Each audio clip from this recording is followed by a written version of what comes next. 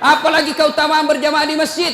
Seluruh materi yang kita lewati, pagar, tembok, dinding, aspal, tumbuhan, semua jadi saksi. Dia akan berkata, ya Allah, jangan kau masukkan dia neraka, masukkan dia surga. Saya saksinya. Tanggal 26 November dia datang berjamaah masjid. Saya yang lihat. Itulah sebabnya kalau kita sholat jamaah, kalau kita datang ke masjid, setiap kita sholat sunnah di masjid, 2 rakaat pindah lagi. 2 rakaat pindah lagi. Supaya apa? Tambah banyak saksinya di akhirat kelak.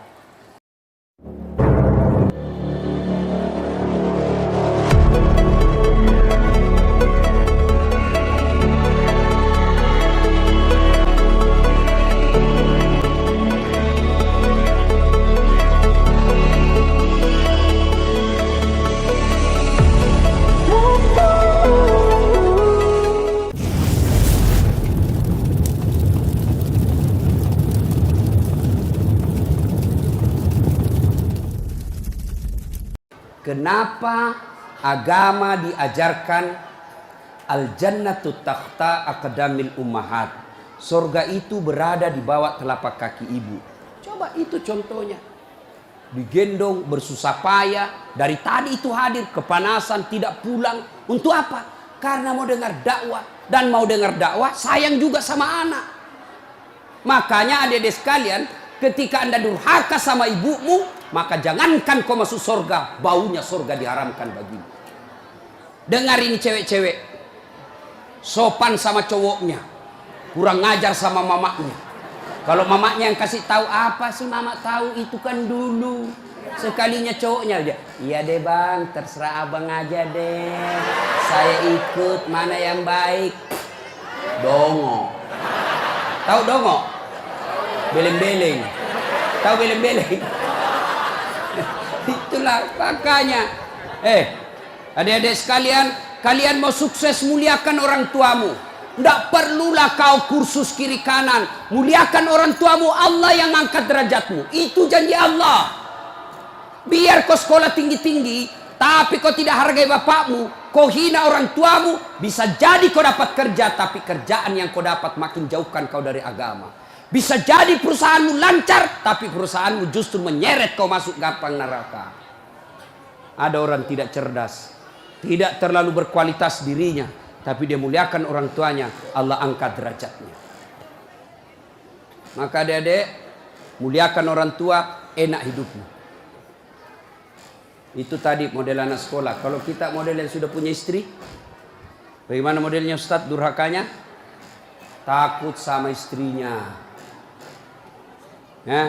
Dapat rezeki, suaminya bilang, bu, sudah lama kasihan ini nomor antrinya bapak, mau haji tidak dapat.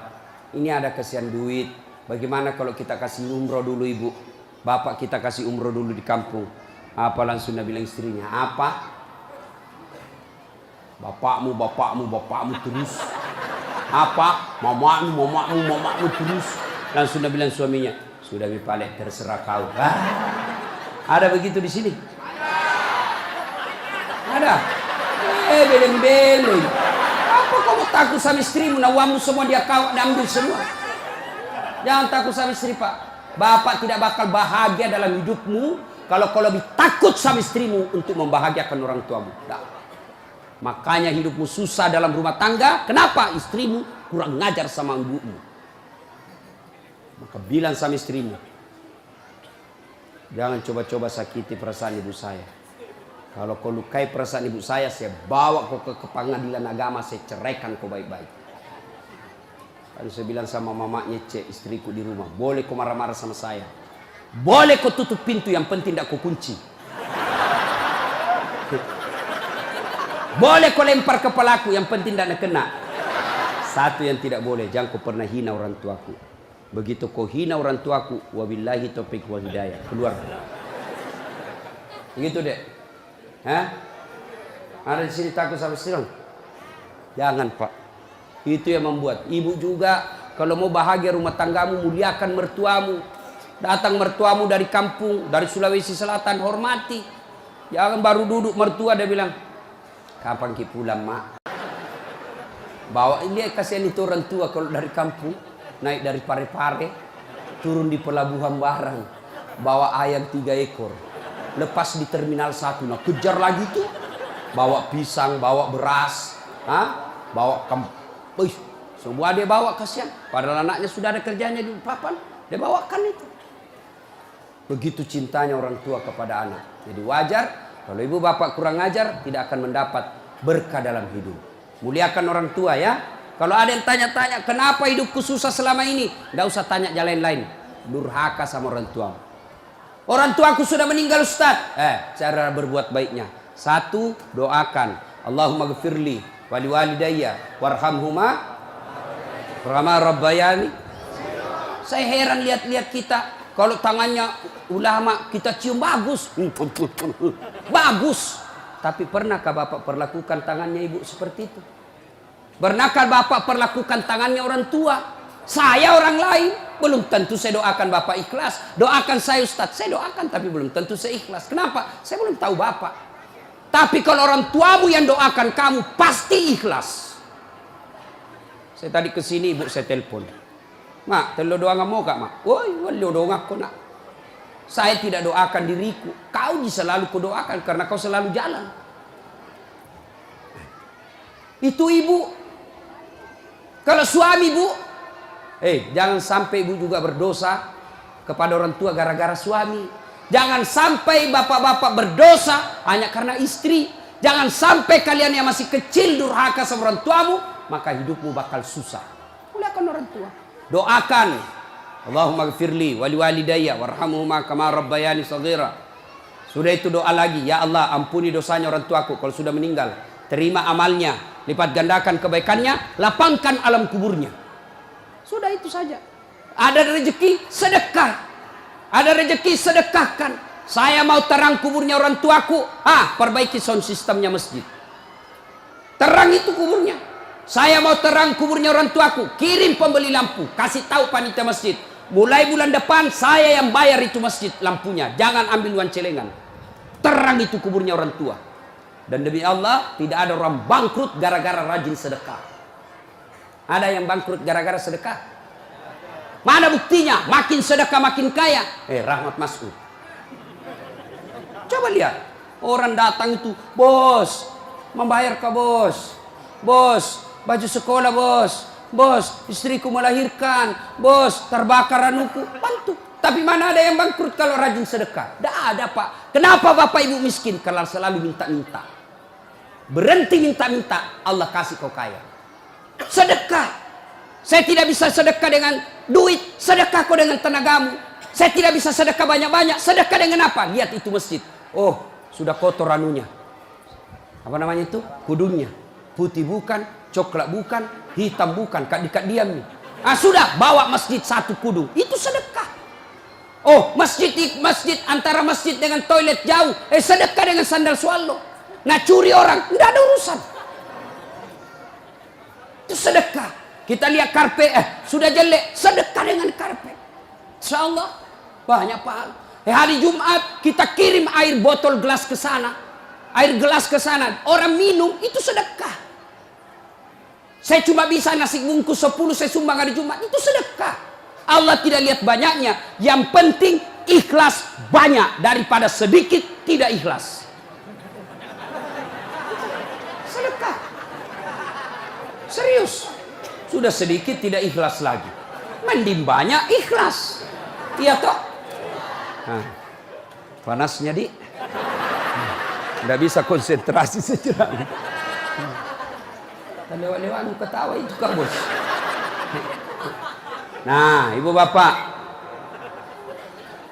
Salah satu sunnah yang dianjurkan Nabi sholat jamaah. Nabi kumpul-kumpul sama sahabat. Ya, enggak apa-apa, enggak apa-apa. Enggak usah kasih, enggak apa-apa, Pak. Sedikit lagi, 5 menit lagi. Menunggu orang masjid takwa. Ya. Nabi, saudara-saudara sekalian, kalian yang tetangga dengan masjid wajib datang berjamaah. Bertanya sahabat, mana tetangga masjid ya Rasul? Kanan masjid 40 rumah. Depan masjid 40 rumah. Belakang masjid 40 rumah. Belakang masjid 40 rumah. Itu tetangga masjid. Bubar. Tiba-tiba datang tunanetra. Tahu tunanetra? Tidak melihat. Ya Rasulullah bagaimana saya? Oh kau lain, karena kau tidak melihat. Pulang ini. Boleh kau sholat di rumahmu karena kau tidak melihat. Pulang. Belum jauh dipanggil kembali Nabi. Ya fulan, tan. Sini kau dulu. Kenapa? Kau dengar azan di masjid. Saya dengar ya Rasul. Kalau begitu kau wajib datang berjamaah di masjid. Zaman Nabi, tunanetra wajib berjamaah karena dia dengar azan di masjid. Kalau ini hadis diterapkan Pak, penuh ini masjid jamaah. Kenapa? Kalau azan di menara, sampai di ujung-ujung rumah dia dengar. Dan alhamdulillah masjid selalu ramai jamaahnya Pak. Terutama kalau subuh. Penuh.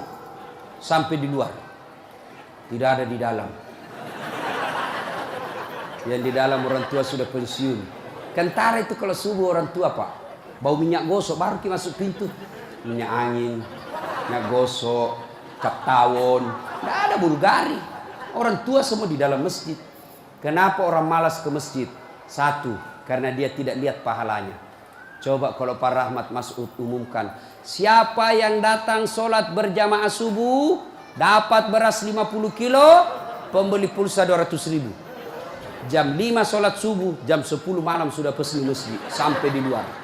Kenapa? Karena dia lihat pahalanya. Yang kedua, kenapa orang malas ke masjid? Karena dia tidak tahu pahalanya. Dengar bapak-bapak ini. Terutama kita yang sudah muka-muka sakaratil maut ini. Yang sudah tua ya. Rajin-rajin ke masjid Pak. Berdoa mudah-mudahan bapak lagi sujud ajal menjemput.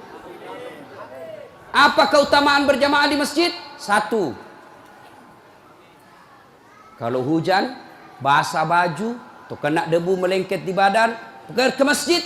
Bajunya yang basah itu melindungi dia nanti di pada masa. Tahu mantel Pak. Hujan, kalau hujan pakai payung. Apa tujuan itu payung? Supaya bapak tidak kena air. Supaya ibu tidak kena air kalau pakai baju mantel. Begitulah fungsinya baju yang basah. Ketika bapak ke masjid dan gerimis, basah baju itu. Baju itu bapak yang melindungi bapak agar tidak disentuh api neraka. Sudah. Coba jangan juga salah paham. Teman-teman sudah dengar begini, hujan keras dia buka payungnya. Pergi di jalan. Belen-belen namanya itu. Ya. Apalagi keutamaan berjamaah di masjid? Kata Nabi, kalau kau wudhu dulu, lalu kau datang ke masjid, langkah-langkah kakimu adalah jihad fisabilillah. Melangkah kaki kanan, 1 pahala dicatat. Melangkah kaki kiri, gugur dosa kecil.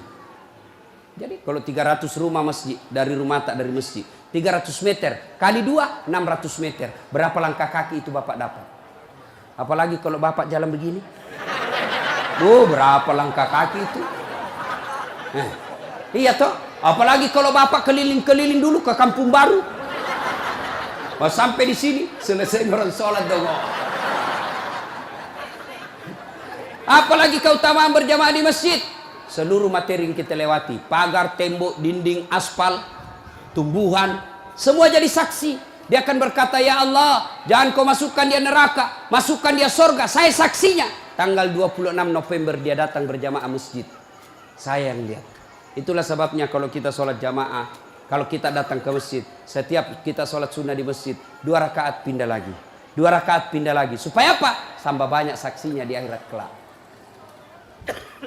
Itulah sebabnya Nabi menganjurkan, kalau kau ke masjid, lain jalan waktu pergi, lain pula jalan waktu pulang. Ini amalkan Pak, amalkan, itu sunnah. Bapak datang masjid dari pintu sana, pulang dari pintu sana. Itu makin banyak saksi di akhirat. Yang keempat, lipat 27 kali. Artinya, sekali bapak sholat di masjid, 27 kali sholat di rumah baru sama pahalanya. Apalagi, kalau di masjid ada disebut doa bersama. Mungkin di rumah bapak susah sholat. Mungkin di rumah banyak godaan. Mungkin di rumah ibu bingung. Ini saya sudah tahiyat atau belum? Ini sudah 2 atau 3? Ini apa? Kalau di masjid aman. Tidak ada kecemasan seperti itu. Nah, itu datang ke masjid. Yang berikutnya, yang membuat orang malas ke masjid. Tadi, yang ketiga, manajemen masjid tidak bagus. Mana manajemen masjid yang tidak bagus? Selalu disimpan saldo kas. Jangan simpan saldo Pak. Dengar ini panitia masjid. Bapak kalau simpan saldo kas di masjid, bapak yang tanggung dosanya, tidak jalan amalnya orang. Saldo kas 80 juta. Jangan simpan. Cari orang yang susah, yang rajin berjamaah. Ada utangnya di bank, bayarkan supaya dia lepas dari kredit. Boleh itu. Baru dia suruh cicil ke masjid. Kalau dia di bank berbunga, makin susah hidupnya. Boleh. Saldo kas 80 juta, kita mau kencing tidak ada air. Kerannya rusak-rusak, simpak, jangan. Berhenti jadi panitia kalau bapak tidak bisa urus masjid. Yang sudah tua mundurlah, kasih anak muda. Ini masjid bukan perusahaan punya. Begitukah di sini? Hah? Jangan marah Pak, siapa suruh kau panggil Kak? Si mau kok. Demi Allah Pak, Bapak tanggung kalau amalnya orang tidak jalan. Bapak coba kalau itu uang cuma 100.000, tapi diberikan keran, maka selama keran itu berputar, selama itu orang yang punya uang dapat pahala. Tapi kalau dia cuma di bank disimpan, tidak jalan amalnya. Belikan dispenser, belikan kopi, tidak apa-apa, boleh. Jangan ditulis di masjid, dilarang tidur. Siapa yang larang tidur di masjid? Tidak ada dalilnya. Ayo, Bapak pernah ke tanah suci di Madinah, pernah ke Mekah, ada tidak ditulis dilarang tidur? Tidak Pak. Barangkali ada orang tidak bisa tidur di rumahnya, dia datang ke masjid supaya bisa tidur. Itu memang boleh. Yang tidak boleh ngiler. Maka kalau kau mau tidur di masjid, bawa kau bantal. Kalau tidak bisa kau gelisah kau di rumahmu, bertengkar kau sama istrimu, istrimu ngomel terus. Maka dia bilang, jangan kau pulang, merdeka. Bodoh itu istri sekarang kalau nak bilang sama suami, jangan kau pulang. Oh gembirai. Langsung nak bilang pacarnya, sini kau sayang, di rumahku kau tidur, kulayani kau dengan baik. Tidak. Jangan ditulis, jangan bawa anak-anak berisik. Bersyukur kalau masih ada anak-anak berisik di masjid. Kalau tidak ada anak-anak berisik di masjid, maka tidak ada lagi nanti yang mau datang di masjid. Kalian juga orang tua, kalau anakmu mau ke masjid, belikan songkok dan baju baru. Anaknya mau pergi, Pak, mau pergi masjid, belikan nggak songkok? Apa dia bilang? Itu nak, songkok na nenek nu kau pakai. Anaknya nomor 7, songkok na nenek na nomor 10. Tak buas si songkok nama buas sih. Berteriak ni temannya, Pak Doja. Tidak mau ya nak pergi masjid. Hei. Ini masjid ini, sound systemnya tidak bagus. Kasih bagus. Ini saya kasih tahu Ki, tanya itu ahli tentang AC. Itu kalau ada AC besar begini, 2, dingin mini masjid. Tambah lagi itu. Tapi apa yang kasih panas? Karena Bapak pakai kipas. Itu kipas dengan AC, ibarat air dengan minyak. Tidak bisa dia menyatu. Kenapa? Itu AC ruangan harus tertutup. Kalau kipas tidak boleh tertutup. Kalau tertutup itu kipas, maka makin panas orang di dalam. Kenapa? Karena itu kipas perlu sirkulasi udara, perlu angin keluar masuk. Kalau tidak keluar masuk angin, maka angin yang ada itu saja nak putar terus, airnya jadi panas. Apalagi kalau ada yang bau keteknya di dalam. Pede masesano, kege mak badaram mangi, mak bau lasuna mansedinya. Itu mi pentingnya anak muda jadi pengurus masjid. Karena kalian kalau sudah tua tidak ada yang tahu. Kau juga anak muda, muliakan orang tua. Tempatkan di mana itu orang tua, tempatkan sebagai penasehat masjid. Jangan masjid dikira dia punya. Ini lembaga, umat yang punya. Kasih karpet yang bagus. Ada saldo kas, jangan simpan Pak, Bapak berdosa. Tidak jalan amalnya orang. Apalagi membuat orang malas ke masjid. Apa? Kadang-kala apa? Sound sistemnya jelek. Begitu kita takbir, Allahu Akbar, langsung story.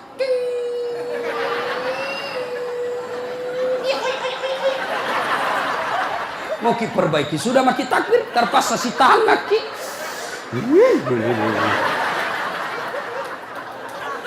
Apalagi membuat orang malas ke masjid. Apa? Kadang-kala muadzin. Jengkel orang dengar muadzin. Orang tua, sudah tua, Ndak mau tom mengalah, mundur na wasangiko. Ayah.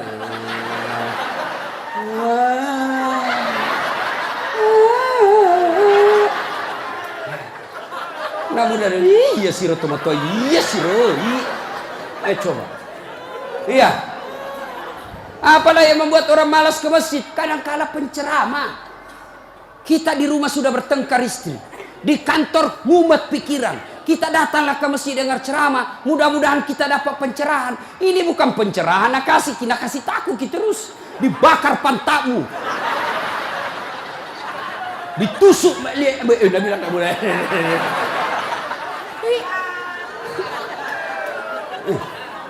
Iya. Apalagi yang kasih malas orang ke masjid. Kadang-kala apa? Imam. Ada juga imam suka sekali baca panjang. Nggak tahu juga apa nak baca. Nagarek memi. Dalin. Al-Fatihah paling nak baca.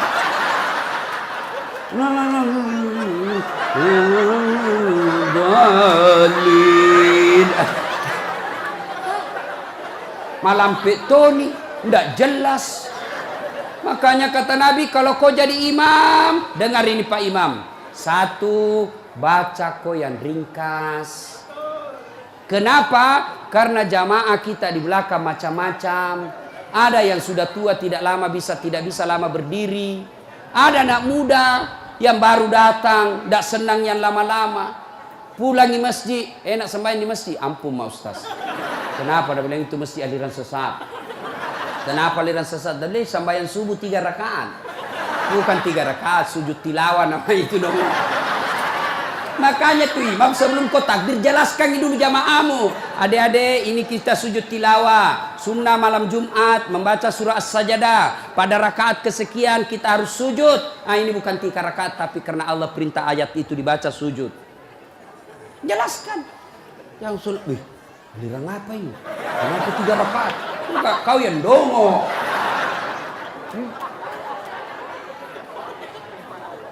Tidak bisa orang lama-lama di belakang Pak.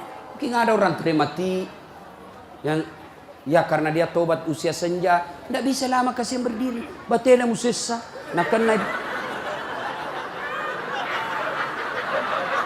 lagi kepalanya, belum bisa selesai. Nah ulah, malampi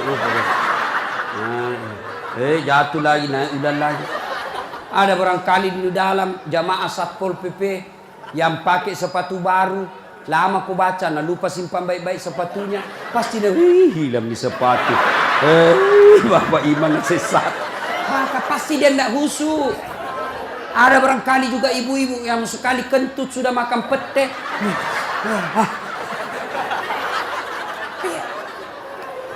Ya, yang kedua kata Nabi, kalau kau jadi imam, baca yang umumnya orang hafal. Tujuannya apa Ustaz? 1, supaya jamaah ikut kalau dia hafal. Coba kalau kita imam baca Al-Fatihah, kita ikut juga toh. Kenapa? Karena kita hafal.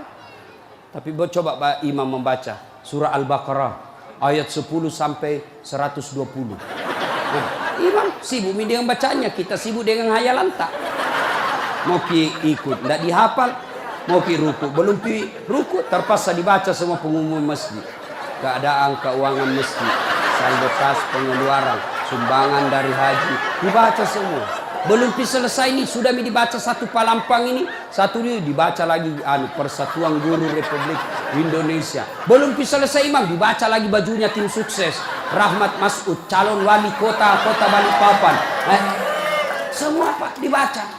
Siapa salah? Imam. Ada ini cerita gini, wallahu alam benar atau tidak. Ada penghafal Quran, dites bacaannya. Nah, kau imam, kau mau dengar bacaan imamlah dia. Dia baca betul yang susah. Hanya dia yang tahu. Tiba-tiba jatuh cicak di kepalanya. Tas silang itu, stres. Orang stres hilang bacaannya. Apa sambungannya ini ayat? Mau ruku, tidak tahu. Apa sambungannya? Tidak ada tuh bisa bantu. Terpaksa Nabi bilang imam, tolong bantu di belakang. Nabi bilang di belakang, saya juga tidak tahu. Tiba-tiba berteriak anak muda. Dia bilang, kalau begitu ya sudah, ya Allahu Akbar. Siapa salah? Siapa salah? Siapa salah? Ini waktu ku kuliah ini, kisah nyata. Waktu saya KKN. Belum Pak jadi ustaz waktu itu. Ada temanku, baru kenal ceritanya ini. Pergi sholat di posko.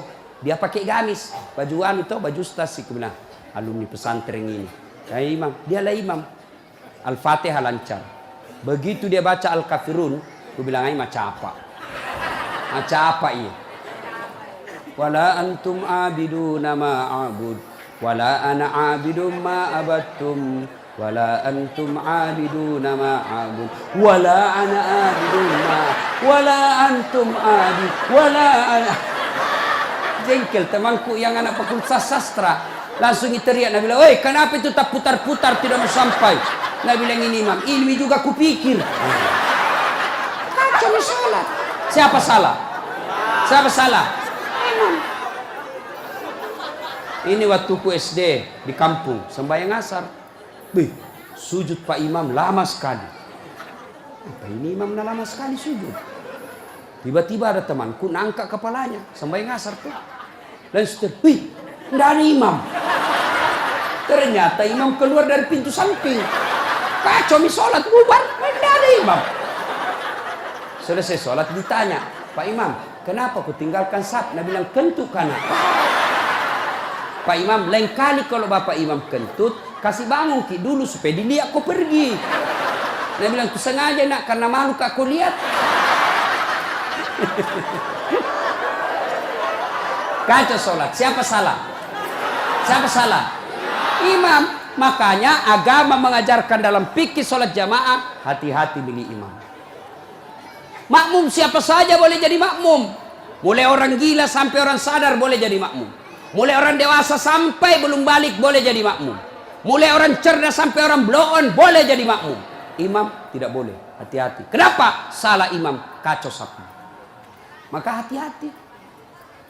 Kalau salah imam, bubar jamaahmu. 2020 yang akan datang, Balikpapan akan milih imam. Wali kota. Kalau kau salah milih wali kota, sengsara hidupmu. Mengerti maksudku? Mengerti itu? Siapa yang panggil kak? Hah? Ada juga calon wali kota, datangkan artis. Tahu pernah mama ustaz. Kalau artis nak datangkan kibu, terancam kibu. Datang itu artis, kelihatan dadanya, kelihatan pahanya. Nah goyang di depannya suami tak. Enggak juga nak kasih lihat kipahanya pak, nak kasih lihat saja. Dia tu nak pakai teni-teni ki pak. Enggak nak kasih pegang, dikasih lihat saja. Cancing cuy. Ada itu pak Haji menontonnya. Coba kalau ustaz nih, kita dah tahu ini salat jamaah. Itu enaknya kalau calon pemimpin kita yang juga calon pemimpin dekat dengan ulama. Jangan pemusuhi ulama. Yang penting jangan jadi manusia jarum apa itu? Jisamsu. Tahu jisamsu? Janji manis nyatanya palsu. Insya Allah para rahmat tidak begitu. Perlu ini perlu. Dia tanya, "Ustadz bagaimana kalau perempuan?" Boleh ibu perempuan ke masjid, tapi tidak dianjurkan. Tapi kalau mau ke masjid, jangan dilarang kata Nabi. Kenapa perempuan dulu tidak dianjurkan ke masjid? Karena dulu tidak aman. Kalau pergi sendiri diculik dan diperkosa dulu. Sekarang di Manggar aman. Siapa mau culik apalagi kalau ibu sudah 60 tahun. Siapa mau culik ibu, bikin susah. Ada remaja. Ini ustadz yang ceramah. Tidak pernah saya pondok pak. Tidak pernah saya sekolah pondok. SD sekolah umum, SMP sekolah umum, SMA sekolah umum, sarjana sekolah umum, S2 sekolah umum, S3 sekolah umum. Di mana saya belajar agama? Datang ke masjid. Saya kalau Ramadan dulu zaman SMP dan SMA, saya sudah bermalam di masjid. Waktu itu belum saya tahu apa itu itikaf. Tapi ternyata itulah itikaf, tinggal di masjid. Apa kerjaku? Kalau sudah jam 2 teriaklah saya di masjid. Sahur, sahur, sahur. Kalau ada lebih kue bawa sedikit ke masjid. Kita mau juga buka puasa, mau makan sahur di sini. Cuma ada dulu imam di kampungku aneh-aneh pak. Berteriak ini bilang, "Jangan pak, jangan pak." Orang kaget semua. Siapa yang pukul Pak Doja? Lari semua orang ke masjid. "Jangan pak." Ternyata jam 4. Kacau orang. Sudah itu ditegur, jangan bilang jangan Pak. Karena Pak Doja tidak tahu. Nah bilang lagi, sahur. Sudah jam 3 lewat 60 menit. Ih, cocok tahu jangan Pak. Ayo, ibu bapak, saudara-saudara sekalian. Kita juga jamaah, ada aturannya. Sudah ya? Nah, karena sudah waktu, dari tadi saya tunggu, alhamdulillah. Kalau masih mau dengar ceramah, kita pergi rame-rame ke Masjid Taqwa. Kan tidak dibayar gitu. Nah, kita sama-sama lah ke sana. Ini saja tausiah kita, mudah-mudahan ada manfaat.